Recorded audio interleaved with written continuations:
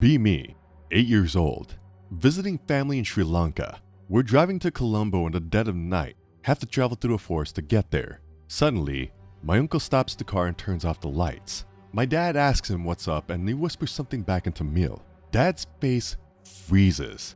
I vividly remember his eyes widen in terror. I ask what's up. I'm told that it's a bull elephant in must, and that driving past it might drive it to attack. I could tell that it was a lie. My dad is a dreadful liar. That, and it was pitch black. How could he tell it was in must? The two men debate about what to do for a few minutes. I was born in the West, so I can't speak to Mil. I could only tell that both my father and uncle were getting increasingly frantic. Uncle finally panics and slams the pedal. We set off at a breakneck pace.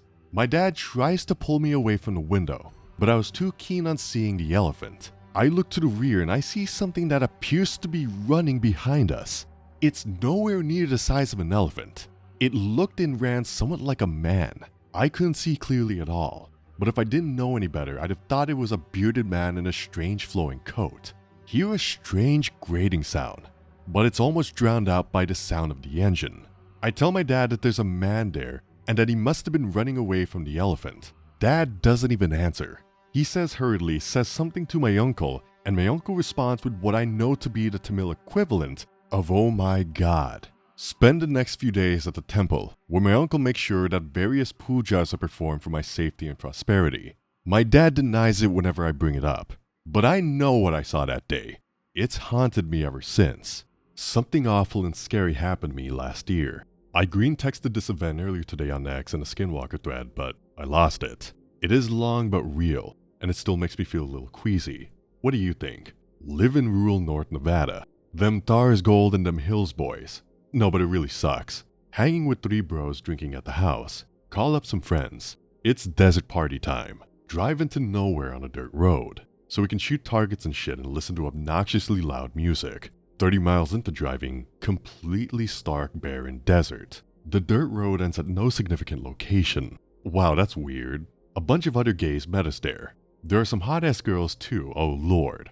We set up tables and chairs. Get the bumpiest car stereo going and everyone is drinking and firing rifle into the hills. Shit is so cash. The girls hate the guns and are generally worthless. Some half-dozen weed-smoking members of our cohort nip off to smoke a blunt. Need to go to the top of the tallest nearby hill to acquire the best smoking spot. Get to the top. The hill overlooks a valley, and on the side opposite us, holy shit, there is an older structure in the distance. Maybe half a mile. It looks like a farmhouse. It's exploring time, son. Gather everyone. This is going to be so awesome. It is still early evening, still light out. As the entourage gets closer to the farmhouse, it becomes clear that it is really freaking spooking skeletons. The females are too scared to enter the unholy basilica because of the front door. Pick related. Jesus freaking Christ. It is a 1940s era 2-story very fancy farmhouse. Everything is thrown all over the place. It is absolutely covered in rat shit and decades of undisturbed dust. However, what is disturbing is that everything is still there. Pillows, blankets, chandeliers, books, furniture, pictures, paintings, even an old film reel projector and screen. These people were obviously very wealthy. But in 70 years, the property has been pillaged, but none of the shit was stolen, sold at auction, destroyed, retrieved by friends or relatives. The antique cars sit rusting into the ground out front with all their parts still on. Old school mint green refrigerator with door open. Dissected moldified ancient food remains. No, this is not right at all. How did this happen? Start to get creeped out. Wardrobes filled with World War II era looking clothing. I do not know the significance of the farmhouse with the story. The thing is, I felt like the farmhouse was a very bad place for reasons I did not really understand. I mean, nothing bad happened at the farmhouse, it was just a little odd. But absurd shit went down that night and it started with the farmhouse. I went from drinking beers and having a good time to freaking the fuck out. The sun was starting to go down, so we needed to get back to party camp. Barbecue time. Whipping burgers and steaks up on the grill. Oh my god, that shit is delicious. My friend Dan has lived down the street from me our whole lives. Essentially, we have known each other since elementary school. Dan is fat but funny, so it is tolerable. He comes up to me and quietly says that he wants to go home. I try to get him to tell me what is up, but he doesn't give me a straight answer. I am sure he was right spooked by the farmhouse like I was. Eating jello off a lolly's stomach, so don't really give a shit. Today was a good day after all. brought lots of cut wood. Bro number 2 and I get the bonfire going. The light of the bonfire illuminates someone freaking walking towards us in the desert. They aren't even walking along the direction of the road. Everyone essentially shits their pants, turning the music off and scrambling thinking it is an axe murderer, or even worse, a cop.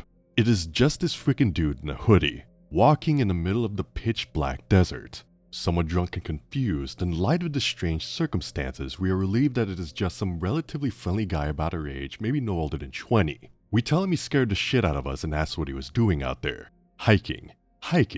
Do you know how creepy that is? Someone says, referencing the fact that he was walking around randomly in the deserted plains, in the dark, by himself. Yeah, he's the creepster. We made several jokes calling him the creepster, but he seemed like a quiet but good-natured fellow and laughed with us. We asked him to hang out with us and got him a beer. He had sort of strange mannerisms like a drug burnout and a scar in his mouth like a cleft lip scar or something. I'm so freaking stupid. The whole time the hooded guy is acting in a strange way, like he is waiting at the DMV or sitting at a dentist's office or something. I don't know how else to describe it. I remember thinking that he is probably just awkward. It starts to sink in for me maybe 20 minutes later that something incredibly wrong is going on. I start to feel panicked. I start to pack my shit away. It is past midnight and some people have already left. I tell bro number 2 that we are about to oust this joint that we should smoke before we hit the road. I tell him to get Dan because he's always down to smoke. Dan is completely missing. Where the fuck is Dan? We ask everyone. We ask them when they last saw him. We walk around the area with flashlights, thinking he had to call his mom or he pissed his pants or he was taking a shit down the desert. We blow up his phones with calls and text messages to no response. He was not. Bro number 2 and I drive around honking with the brights on, trying to locate him. We have been looking for him for 45 minutes. Dan is gone. We hope, we pray, that Dan was serious about going home and got a ride with one of the gays who left earlier. Now we really need to leave, right now. We can drop by his house to see if he is there. For some reason, everyone assumes that we will take care of the hoodie guy. They get in their cars and say goodbye. I'm the driver. I would feel like an a-hole leaving hoodie guy out in the freaking desert. How would he get home? How did he get out here? How did he get out here? I offer to give him a ride. I'm actually sweating on the trip home. Bro number 2 in the passenger seat asks him where he lives. He gives us verbal directions to a street Calle de la Plata. My stomach drops instantly. That is the street where both Dan and I live. Bro number 2, a short distance away. Holy freaking shit. We say nothing. There is no, oh wow, we live there too, or how long have you lived there? The rest of the ride is in silence. We bring him to the major intersection just a block away from where Dan lives. We drop him off there and he thanks us. We go to Dan's house, his mom, but no Dan. Not wanting to worry her, we don't tell her or call the cops or anything. He must have gone off to party with some other troop. I called Dan in the morning. I think it was one of the most emotional conversations I've ever had in my life. I was literally in tears. I don't know why. It wasn't sadness. Dan's story is as follows. He watched us leave the party camp last night. He said goodbye to us. He says that we left abruptly with the hoodie guy. Dan, where were you last night? You were gone for at least 2 hours. We spent almost one of those 2 hours looking in the desert for your ass. I was there the whole time. No you weren't, no you fucking weren't. Did you go to take a shit for 2 hours somewhere? I was there the whole time. Completely without words, I spent a lot of time just sitting in a chair thinking over what happened. Then I get a call from bro number 2, who has a much worse story. We go over to see Brent. Brent was one of the gays who was at the party camp. He brought the chicks. The chicks were over there too when we went to see him. They say we never looked for Dan. They say that Dan was never missing. He was there the whole time. And we left before he did. They say that we arrived with the hoodie guy, that he was with us in our car when we got there. I try to calm down and explain to them that it is impossible. We arrived with Dan. Why did you call him the creepster then? I ask her. I don't know, he was just really quiet and had a weird scar. No, you frickin' saw him walk out of the desert. He walked out of the pitch black darkness. You were frickin' there. Bro number 2 and I are yelling at the top of our lungs. They don't seem to understand what we are so upset about. They keep telling us to calm down. They do not remember how strange it was that he was in the middle of the desert. He came with you. Dan does not really ever hang out with us anymore. He was always a fun guy to be around. His mom says he's going through some personal struggles. But since March 2012, he does not really even talk to me or bro number 2. Sometimes I wonder if my friends have some sort of amnesia or collective blocking. Sometimes I wonder what happened to Dan when he was gone for 2 hours. Sometimes I wonder if the hoodie guy was a freaking human being. I have a memory that still bugs me to this day. When I was about 10, my family had a dog. It was a retriever named Mooney, and we had him for about a year before he randomly disappeared one day. Parents said he must have run away, and we were all bummed because he was a great dog. Well, a week later, I see him wandering around the street and call out to him. He perks up and rushes over. I tell my parents, hey look, Mooney's back. And they seem really weird about it. Almost sad. Years later, I bring this up with them and they tell me that Mooney was a freaking bulldog. I just randomly brought a retriever home one day insisting that it was our dog Mooney. They figured I was just sad and coping, so they just let me keep the dog. Lol. Thing is, I don't remember ever having a bulldog. I don't think I was young enough to make that sort of mistake either. And I remember calling out to Mooney. He responded to his name. Whole thing fucking bugs the shit out of me. I posted this on the last thread, but it got archived quickly, so I'll post it again. Be me. Visit Algeria with family in 2009. Visit cool places around the coast. Find a tourist attraction where they could let you cross the Sahara with a party of people. Most of the trip is uneventful. We reached the Libyan border. This is Gaddafi's Libya, so border control is very strict. We had to stake out in an oasis town till they processed our passes. Evening comes and our party gets a barbecue together. We're talking about the journey, but one guy is absent.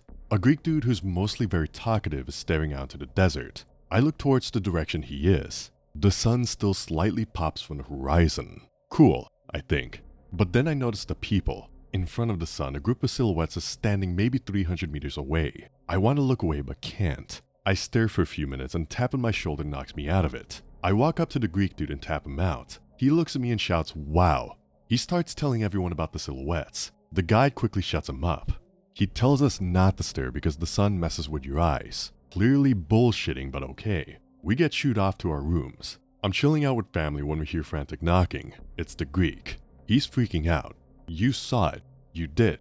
I know you did. He kept talking about the silhouettes. He then dragged me out of the room and told me to follow him. He told me to look around. I saw a small blue and yellow dot on the horizon. No matter which way you looked, they were there. Greek is going nuts. Then 2 of the blue dots start getting bigger. Tell the Greek to shut the fuck up. The dots get very bright. A blue light illuminates my body. I start feeling very exhausted. Me and Greek fall on the ground. We both start vomiting. Then someone comes with the brightest flashlight I've ever seen. I get a glance at what was being illuminated. It was a humanoid figure. It was wearing a skull covered in arms. Pic related is a sketch of what I saw. It retreats back into the darkness. This dude screams at us in Arabic. The guy comes and slaps us with a sandal. Tells us to get the fuck in and not come out until dawn. Dawn comes and we pass through Libya with no trouble. The whole journey, me and Greek are silent. Guide doesn't even want to look at us. When we come back to Algeria, Guide advises us to go to a hospital. I do. Doctors ask us weird questions like any bad dreams, hallucinations, relatives seeming like strangers. Answers no to all. They let me out. Feel uneasy the rest of the trip. Be me, 12 years old, attending Catholic school with a playground that had lots of trees, like a little forest. I get detention one day and 2 of my friends stay with me to rake leaves in the forest. It is now 6ish p.m. and we're almost done, so we start playing around throwing pebbles at each other. I see one of my friends hiding behind a tree and grab a fistful of gunk to shove it down his pants. As I approach him, I hear 2 of my friends call out to me and I'm weirded out because the only people left at the school are a couple of teachers and the basketball team. I turn around and start hearing leaves rustling behind me and I make a run for it. Spot my 2 friends and yell for help. One starts running away and the other looks like he's gonna shit his pants. I don't look back and keep running, eventually catching up to him and pull him by the arm to come with me. Other kid starts yelling for help. Basketball team and gym teacher run over to me and I black out from fear and exhaustion. Wake up in the arms of some teacher and I get laid down in the infirmary bed. My head is still throbbing and I ask for water, but the teacher leaves me there alone and gets the F back outside. Mom and dad come pick me up and dad stays in school while my mother drives me back home. Monday comes and everyone is talking about what happened. Shitpants kid didn't come to school. I ask around and another friend told me he was sick. Get called to the mother principal's office along with the kid who ran away. My mom and his dad are there too. The nun starts apologizing to both our parents and almost begs them not to sue. I'm in the dark up to that point because my parents had asked me what happened over the weekend and wouldn't answer my questions, just comfort me and let me sleep in their bed.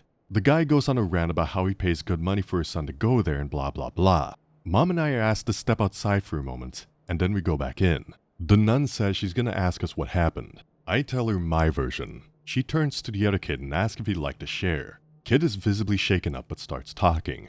He says I got separated from the two other boys and that they hear me scream. And as I made my way up the little hill, he saw a face staring back at them popping up behind a tree. He says he then saw the thing start coming up behind the tree and he started to run. Says it looked all black except the face. Could have been the lighting. Nun asks him to draw the face and the kid draws some Picasso bullshit of a thing with big lips and chink eyes. Mother what's-her-name says that'll be all for today and we can all return to our classroom. Mom kisses me goodbye and asks me to eat lunch inside instead of playing outside. I play outside anyway. Forest has people cutting down trees and yellow tape around it. Stay near the basketball court eating lunch with the other kid and a shit ton of kids who wanted to hear the story, and they ask dumb shit like, was it Slender Man? We both exaggerate our stories and they are amazed. Couple of days go by. It's now Thursday and Shit Pants shows up. He looks okay. I go up to him and ask him why he didn't come to school. Says he is changing schools. Probably because he made a scene at home. Ask him what happened after I fainted. Says he kept staring at the forest and describes the same chink monster my other friend drew. Says the thing kept staring back at him even when people came to take us away. Ask a gym teacher what happened that day, and he says he didn't see anything at the forest. But since both my friends' stories matched up describing the thing, the mother principal got really upset and is having the trees gone for good. I get sad because I really like the woods. I like to climb the trees. Things return to normal. Kid's dad didn't sue. My parents take me out of there and they let me attend a regular school. Never know what happened. Mom brushes it off as kids being kids. I'm 22 now and found out my dad was really into the occult and we have similar interests because I've been reading and practicing since 20. He says it's the weirdest shit he's ever seen because we couldn't have been lying since the kids saw the same thing. Says he thinks it could have been an egregore we materialized with our collective mischief, but that the mother was convinced it was a demon and that's why she had the forest left over. Are these stories fact or fiction? You decide.